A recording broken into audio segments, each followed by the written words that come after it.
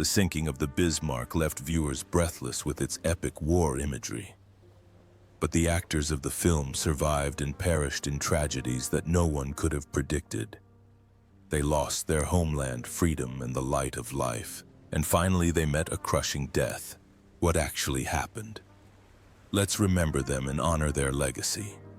Esmond Knight as Captain John Leach. At the age of 54, Esmond Pennington Knight starred in the 1960 war film The Sink of the Bismarck as Captain John Leach, the commanding officer of HMS Prince of Wales. The role was so important because Knight himself was on board when it collided with the real battleship Bismarck nearly 20 years ago. Having the captain played by an actor with vivid memories of the battle for survival made his role more poignant and authentic than it could have been. Esmond Knight was born on 4th May 1906 in East Sheen, Surrey, England. However, his life was marked by tragedy. In 1941, during the Battle of Bismarck, shell fragments hit the area where he was stationed, leaving him completely blind for 2 years. He lost one eye permanently and the other was severely damaged. Knight went from rising star to obscurity. The first 2 years after the accident were full of helplessness and despair. He could not see the faces of his loved ones. He could not walk and his spirit was destroyed by despair. Although subsequent treatment restored some of his vision, the damage never went away. Knight learned to play half-blind, relying on his memory and the guidance of his teammates. But behind the spotlight lay sleepless nights, constant pain, and a soul scarred by psychological trauma. On February 23, 1987, Esmond Knight died in London of a heart attack at the age of 80. At the time of his death, his net worth was estimated at $1.5 million, accumulated over half a century of work on stage and screen. He is remembered not only as a talented artist, but also as a symbol of resilience. Michael Goodliffe as Captain Bannister. At the age of 46, Michael Goodliffe played Captain Bannister in The Sinking of the Bismarck, 1960, a naval officer of the British High Command. With his intellectual presence, calm demeanor, and strong presence, Goodliffe was often cast in the roles of doctors, lawyers, or military officers, figures who embodied authority and self-confidence. But behind his unwavering gaze on the screen lay a life full of poignant memories and unresolved tragedies. Michael Goodliffe was born on October 1st, 1914 in Bebington, Cheshire, England. His first major tragedy occurred in 1940 when he fought at Dunkirk. Wounded in the leg, he was captured by the Germans and spent 5 years as a prisoner of war. Life in the camp was a mixture of hunger, disease, and constant despair. To make matters worse, he was mistakenly pronounced dead at home, and the newspaper even published his obituary. During these dark times, he stuck to the prison scene, writing and acting to keep his spirits up.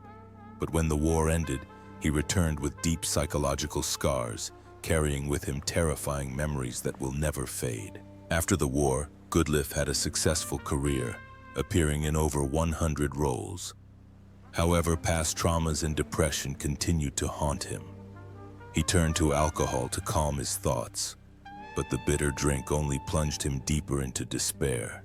In 1976, during rehearsals for the play Equus, his health deteriorated completely and he lost all hope of finding peace again.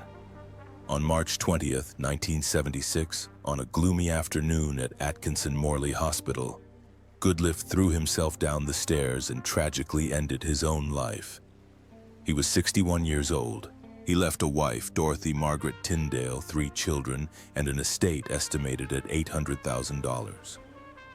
His tragic death not only shocked the British acting community, but also made Goodliffe a symbol of the tragic fate of a talented generation forever haunted by the scourge of war. Karl Stepanek as Admiral Gunther Lütjens. At the age of 61, Karl Stepanek played Admiral Gunther Lütjens, the Nazi naval commander during a devastating naval battle in the 1960 film The Sinking of the Bismarck.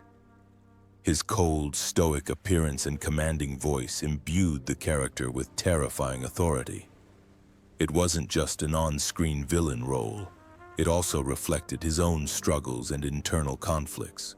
Karl Stepanek was born on October 29, 1899 in Brno, then part of Austria-Hungary. Instead of a peaceful childhood, he grew up in the chaos of Europe, torn by wars and divisions. As a child, he lived in constant uncertainty, witnessing the decay of society around him. His family's struggle with poverty and facing endless fears about an uncertain future. This harsh reality left him uprooted and insecure. The pain of loss in childhood left a lasting mark, so even in adulthood, whether on stage or in front of the cameras, there was always a deep sadness in his eyes that no role could hide. On Christmas Day, December 25, 1980, Karl Stepanek died of a heart attack in London at the age of 81. His death on such a peaceful day only added to the sadness, a bitter irony for a man who had already experienced so much tragedy in his life. At the time of his death, his net worth was estimated at $1 million, largely due to his more than 100 roles in international films. His life ended in solitude, leaving behind the image of an exiled artist haunted for years by the loss of his homeland, quietly drifting away, never regaining the peace lost in his childhood.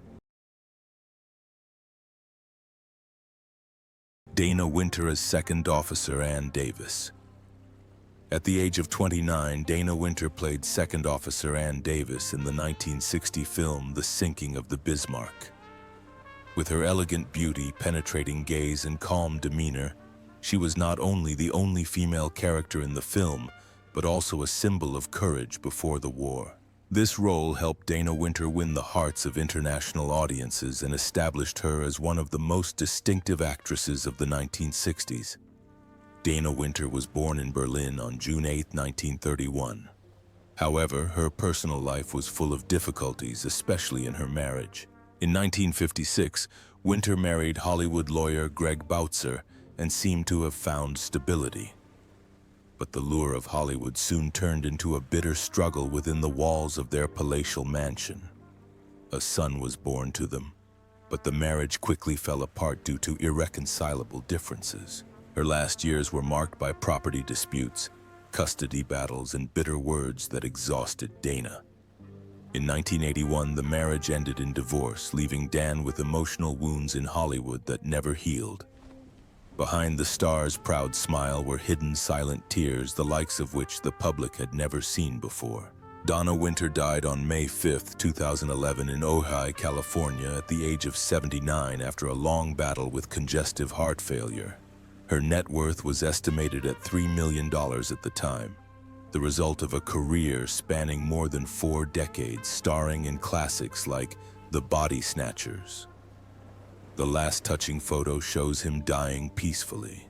Her son said it was like she just got off the bus. It was a simple but tragic end for a once brilliant woman remembered as proud and fragile, whose life oscillated between fame and loneliness. Michael Hordern jako Almirante Jack Tovey. Michael Murray Hordern was 49 years old when he played Admiral Jack Tovey in The Bismarck Sinks, 1960. His stern demeanor, commanding voice, and experienced face transformed him into a brave admiral during a fierce naval battle. This role was one of his most significant, highlighting both his artistic maturity and his personal contribution to the historical work. Michael Hordern was born on October 3, 1911 in Berkhamsted, Hertfordshire, England. But behind his distinguished career on stage and in film was a life of loss. He had only one wife, Grace Evelyn Mortimer, to whom he was married for over 4 decades. She was his safe haven, the only real escape from his busy and stressful life. But tragedy struck in 1986, when Grace died after a long illness, leaving him alone in an empty house. After this agonizing loss, Hordern lived in silence and plunged into deep loneliness. Despite his dedication to his work, he couldn't forget the void she left behind. Her death seemed to drain every ounce of his spirit, making his final years difficult and bleak.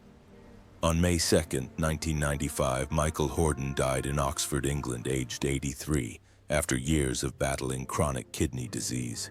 His net worth was estimated at $4 million at the time of his death, earned through more than 140 film and television roles, as well as numerous theater and radio productions. His most memorable images are his deep, sonorous voice in Paddington Bear and his moving portrayal of Jacob Marley in Scrooge, 1951, a reminder that even after his death, Michael Hordern's voice and artistic legacy will live on in the hearts of many generations. Mark Dignam as Captain Lobin Mond. At 51, Cuthbert Mark Dignam played Captain Lobin Mond, a stern and determined naval officer in Sinking the Bismarck, 1960. With his stern demeanor and deep voice, he convinced the audience that they were watching a real man, fresh from the battlefield. The film was not only a turning point in Dignam's career, but also cemented his place among a generation of actors often associated with strong and responsible characters. Mark Dignam was born on March 20, 1909 in London, England. However, despite his brilliant career, his marriage was full of disappointment and suffering. He had 3 marriages, first to Georgia McKinnon and then to Helen Christie, which ended in divorce. Both failed marriages left him with deep emotional wounds, burdening him with insecurity and a lingering feeling that family happiness was too fragile to last. It was only with his 3rd wife, Virginia Kirby, that Dignam found solace, but the ghosts of the past continued to haunt him. After each round of applause, he retired to his room, carrying with him the loneliness of a man who had seen love fade so many times. On September 29, 1989, Mark Dignam died in London, England, aged 80, of heart failure. At the time of his death, his net worth was estimated at $1.2 million, largely due to his stellar stage career and memorable film roles. However, what remains in the memory is not only the loss of a talented artist, but also the image of a person who lived a life full of public glory, while his heart carried private wounds and sorrow. Geoffrey Keene as Deputy Chief of the Naval Staff. At the age of 44, Geoffrey Ian Keene starred in the 1960 film Sinking the Bismarck as Deputy Chief of the Naval Staff, a key figure in the Royal Navy's command. With his stern face and cool, precise acting style, Keene perfectly portrayed a man who took on enormous responsibility in moments that could mean the difference between life and death. This role not only showcased his talent, but also paved the way for him to become a famous face in several cult films, the most famous of which is the James Bond series. Geoffrey Keene was born on August 21, 1916 in Wallingford, Oxfordshire, England. However, his personal life was marked by emotional turmoil that did not bring him lasting peace. He was married 3 times, first to actress Hazel Terry and then to Madeline Howell. But both marriages ended in bitter divorces. The separation left him lonely and undermined his belief in family happiness. Those wounds seemed to haunt him forever, until he met Doris Groves, the woman who finally gave him a real home. They lived together for almost 3 decades, but fate took a cruel turn. In 1989, Doris died, leaving Keene to face old age alone. He focused on a man who had seen his luck slip through his fingers more than once, leaving a void that could never be filled. Geoffrey Keene died on 3rd November 2005 at Denville Hall, London, aged 89. At the time of his death, his net worth was estimated at $3.5 million, derived from more than 100 films, including 6 roles as Sir Frederick Grey, the Secretary of Defense in the James Bond series. In the public eye, he is an actor associated with powerful roles, but behind the scenes, he was a private man, suffering from the pain of broken marriages and loneliness that haunted him for the rest of his life. Lawrence Naismith as the first Sea Lord. At the age of 52, Lawrence Naismith starred in the film Sinking the Bismarck, 1960, as the First Lord of the Admiralty, commander of the British Royal Navy. With his stern face, impressive demeanor, and military experience, he brought the character to life, convincing the audience of the commander's strength and determination. The role also marked a maturing period in his career when the name Naismith became synonymous with strong and unyielding characters. Lawrence Naismith was born on 14 December 1908 in Thames Ditton, Surrey, England. But at the center of his work was a story of loss and marriage. Naismith married Christine Baca in 1939, and their love seemed to be inseparable, despite the war and the ups and downs of his career. She was not only his lifelong companion, but also a strong support system that helped him overcome the loneliness of acting and the challenging roles he faced. However, in 1985, Christine died after a serious illness, leaving him with an indescribable sadness. Her death broke the last barrier protecting his heart. He lived the last years of his life in seclusion. From England, where every street reminded him of her, he went to Australia with his son. It was not a peaceful journey, but an escape from the pain that haunted him until the end. On June 5, 1992, Lawrence Naismith died in Southport, Queensland, Australia, aged 83, after years of ill health due to heart problems. At the time of his death, his net worth was estimated at $2 million, mainly due to his roles in films such as Diamonds Are Forever and A Night to Remember. The actor's most moving portrait is that of someone who has transformed into some of the most powerful characters on screen, dying quietly in a foreign land and carrying with him the endless pain of his wife's death, a life both glorious and tragic. Jack Gwillim as Rear Admiral Wilfred Patterson. Jack William Frederick Gwillim made his film debut in The Sinking of the Bismarck, 1960, where he played Rear Admiral Wilfred Patterson, a man who personified the discipline and power of the British Royal Navy at the age of 51.